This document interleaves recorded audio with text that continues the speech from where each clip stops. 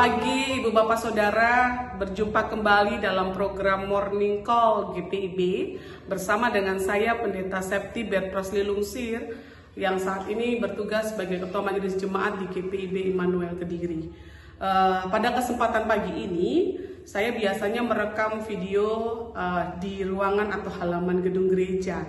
Orang biasa mengenali dengan gereja merah. Namun saat ini pada kesempatan Morning Call saat ini saya merekam dalam ruangan sekolah, khususnya Sekolah Yayasan Pendidikan GPIB cabang di Kediri, Tunas Bangsa TK Tunas Bangsa 1 yang berada di Dusun Bulak, Desa Belimbing, Kecamatan Tarokan. Bahagian Yayasan Pendidikan ini juga adalah bahagian dari kami, Pospelkes Marganing Rahayu. Ibu Bapak Saudara, sebelum kita masuk dalam firman Tuhan dan merenungkan untuk perjalanan kehidupan kita pagi ini, mari berdoa. Terima kasih untuk kekuatan dan kesehatan yang baru. Tuhan memberkati kami dengan kekuatan yang baru, sehingga pagi ini kami boleh bersyukur masih diberikan kesempatan untuk menghirup udara dan mampu untuk beraktivitas sepanjang kehidupan yang masih Tuhan percayakan. Sebelum kami melakukan banyak perkara dalam kehidupan kami hari ini, kami mohon pertolongan Tuhan untuk membimbing kami, khususnya dalam kebenaran firman Tuhan. Bersabdalah, karena setiap pribadi kami sedia untuk belajar dan mendengarkan kebenaran firman-Mu. Dalam Kristus kami berdoa. Amin. Ibu Bapak, Saudara-saudara dan anak-anak yang diberkati Tuhan, pembacaan firman Tuhan pada kesempatan hari ini terambil dari Markus pasal 7 ayat 31 sampai 37. Demikian firman Tuhan. Markus pasal 7 ayat 31 sampai 37. Saya membaca dari terjemahan baru edisi kedua. Demikian firman-Nya. Yesus memulihkan pendengaran orang tuli. Yesus meninggalkan lagi daerah Tirus dan melalui Sidon pergi ke Danau Galilea, memasuki daerah Dekapolis. Orang membawa kepadanya seorang yang tuli dan gagap dan memohon kepadanya supaya ia meletakkan tangannya di atas orang itu. Sesudah Yesus memisahkan dia dari orang banyak, sehingga mereka sendirian, ia memasukkan jarinya ke telinga orang itu, lalu ia meludah dan menyentuh lidah orang itu. Sambil menengadah ke langit, Yesus mendesah dan berkata kepadanya, Efata, artinya terbukalah. Seketika itu terbukalah telinga orang itu dan pulihlah lidahnya, lalu ia berkata-kata dengan baik. Yesus memperingatkan mereka supaya jangan menceritakannya kepada siapapun juga. Namun makin dilarangnya, makin luas mereka memberitakannya. Mereka teramat takjub dan berkata, ia melakukan segala-galanya. Saya ulangi, ia melakukan segala-galanya dengan baik. Yang tuli dijadikannya mendengar, yang bisu dijadikannya berkata. Ya, saudara-saudara yang terkasih dalam Tuhan, jika memperhatikan bacaan kita beberapa hari yang sudah kita lewati bersama dan sampai hari ini, saya hanya membayangkan betapa nyamannya dan enaknya mereka yang hidup di zaman atau yang sejaman dengan Yesus. Dalam pikir saya, jika dia bisa membangkitkan orang mati, wow, betapa enaknya. Mungkin bisa saja mereka yang jika sejaman itu, mereka tidak akan pernah, mungkin mereka merasakan yang kehilangan akan dikembalikan begitu ya. Sesuatu yang mereka merasakan duka cita yang begitu mendalam, mereka akan dipulihkan dengan keadaan mereka. Mereka merasakan sukacita, mereka yang mengalami sakit, pendarahan yang sekian lama, itu bisa dipulihkan pada zaman itu, luar biasa, begitu nyamannya. Dan saya berpikir betapa enaknya zaman pada saat itu. Ibu Bapak Saudara, apalagi bersama juga dengan kita pada saat ini, pembacaan kita masih seputar dengan Yesus memulihkan orang yang tuli, orang yang tidak bisa mendengar, dan orang yang gugup dalam berkata-kata. Dipulihkannya dalam segala keadaan baik. Jika saya mau katakan, jika pada waktu itu orang berbondong-bondong ingin menjumpai Yesus, ingin melihat ke sesuatu yang tidak pernah mereka perhatikan. Mungkin saja jika itu terjadi pada zaman sekarang, pasti banyak orang akan merasakan ini sesuatu yang amazing begitu ya, sesuatu yang baik, dan orang akan berlomba-lomba dan berbondong-bondong kemanapun mereka akan datang hanya untuk menjumpai hal-hal yang seperti itu. Tidak salah kalau begitu banyak ketika ada kebangkitan ibadah kebangunan rohani, KKR, bahkan dimanapun ada pemulihan dan penyembahan, bahkan segala sesuatu diizinkan terjadi dari ujung dunia manapun, mereka akan datang dan berjumpa dengan keadaan itu. Tidak salah Ibu Bapak, tidak salah ketika peristiwa itu juga bisa terjadi pada saat ini. Namun yang menjadi persoalan, apakah motivasi, apakah kerinduan, apakah hal-hal yang mereka inginkan itu mereka harapkan seperti yang mereka mau, dan mereka tidak memperhitungkan apapun bentuknya, dia bayar mahal, jarak tempuh yang begitu banyak pun dia akan lakukan itu. Motivasinya apa? Apakah hanya sekedar mereka akan menikmati perjumpaan yang hanya sekedar memulihkan atau memuaskan atau mengakukan segala keadaan mereka yang jauh lebih baik? Atau mereka sungguh-sungguh betul mereka melihat Yesus itu dari sudut pandang yang lain, begitu ya? Atau mereka cuma hanya sekedar mengikuti? Dan saya rasa ini menjadi perenungan kita. Motivasi, kerinduan, dan perjumpaan dengan Yesus itu menjadi dasar yang harus betul-betul kita yakini. Apa maksudnya? Apa tujuannya? Sehingga engkau mau datang dan berjumpa dengan Yesus. Apakah hanya sekedar meminta dan memohonkan pemulihan yang terjadi pada hidupmu? Ataukah kita betul-betul ingin belajar sungguh, ingin mengerti sungguh bagaimana Yesus berkarya dalam kehidupan setiap pribadi? Nah saudara-saudara, ini yang juga terjadi pada teks bacaan kita. Mari perhatikan. Bacaan kita pada saat ini ketika Yesus meninggalkan daerah Tirus dan memasuki daerah Dekapolis. Di situ ada seorang yang membawa orang tuli dan gagap dan memohon. Kritisi saya, maksudnya refleksi saya begini, orang yang membawa ini adalah orang yang tidak punya kejelasan. Kalau dalam teks bacaan ini tidak ada kejelasan secara pasti. Siapa orang itu? Lalu orang yang dibawa ini siapa begitu? Nah, kalau saya menafsirkannya begini Ibu Bapak. Orang yang membawa ini pasti dia percaya dan dia pasti tahu. Dan dia punya kerinduan, dan kerinduannya itu siapa sih orang yang mau memikirkan orang lain begitu ya?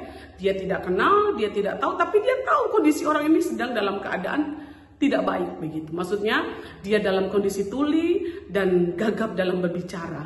Namun dia tahu Yesus itu bisa lakukan sesuatu. Kerinduan dan keinginannya untuk melakukan sesuatu, poin yang pertama.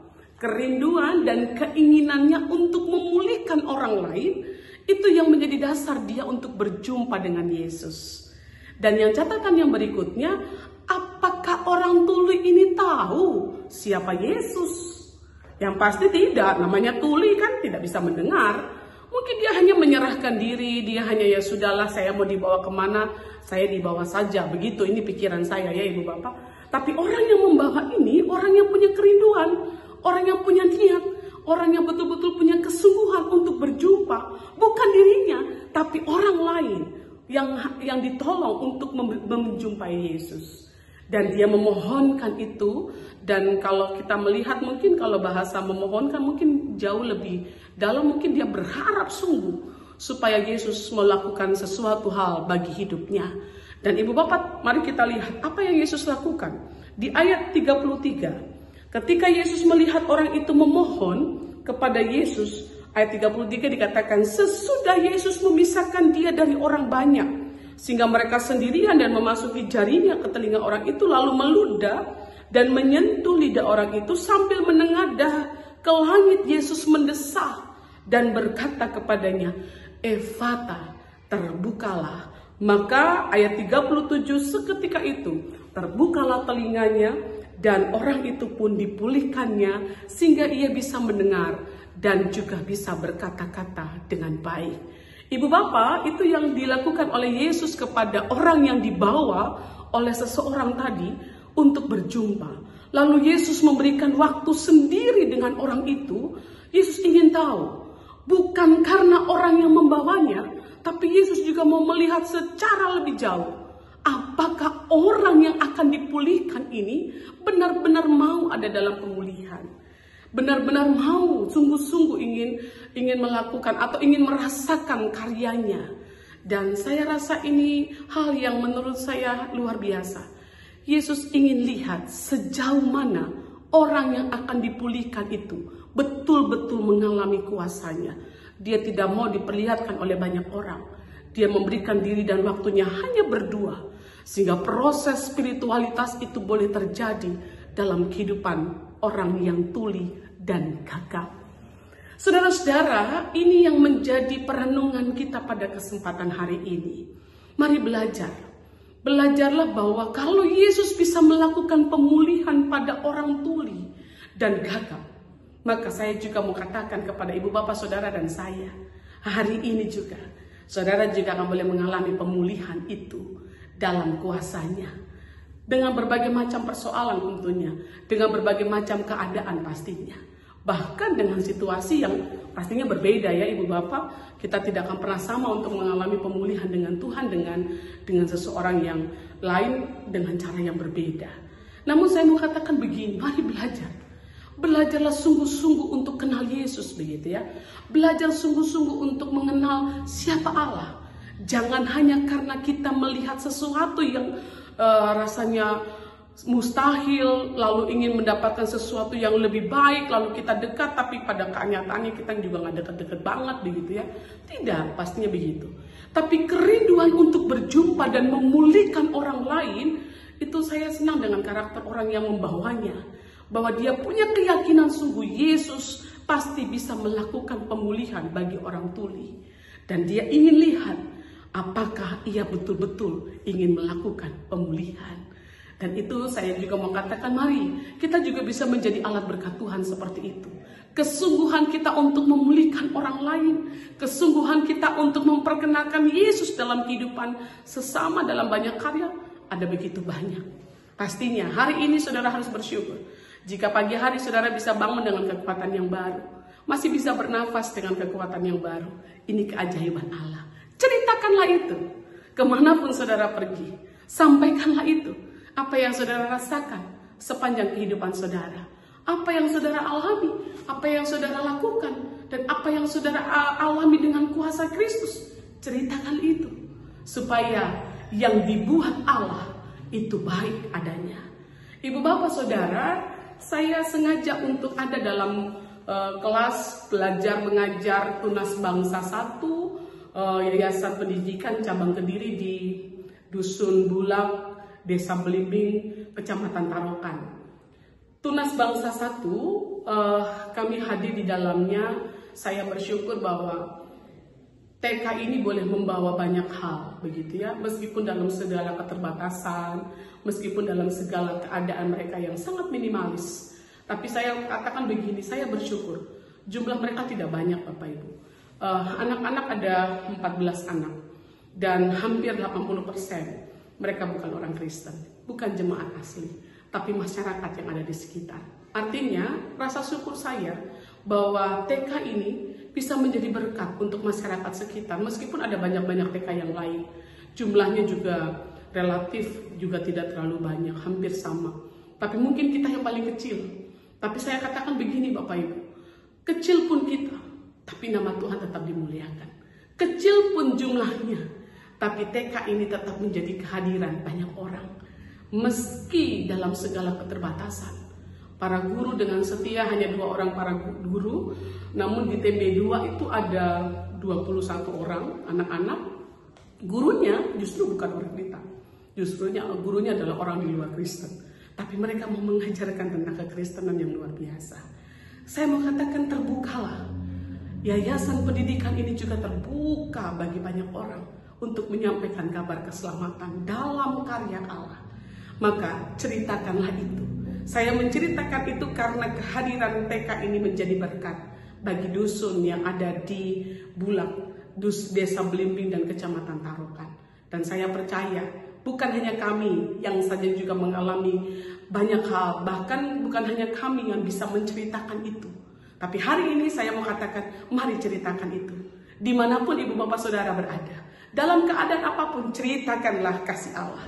Maka terbukalah dunia akan kuasanya.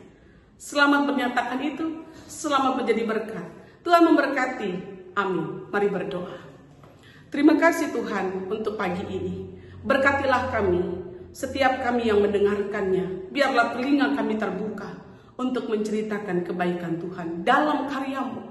Baik kami sebagai kaum ibu yang ada di rumah dalam aktivitas sehari-hari, baik kami sebagai seorang ayah yang juga sedang bekerja, bahkan kami juga seorang perempuan yang mungkin tidak di rumah harus bekerja, anak-anak dalam studi belajar, mereka yang juga bekerja. Jadikanlah kami alat berkat-Mu untuk menceritakan bahwa kami adalah anak-anak yang diberkati, bahwa kami adalah orang-orang yang mengalami kebaikan-kebaikan Tuhan dalam banyak cara pastinya. Telinga kami boleh mendengarkan kebenaran-Mu, hati kami tergerak untuk menceritakannya, sebab Engkau baik.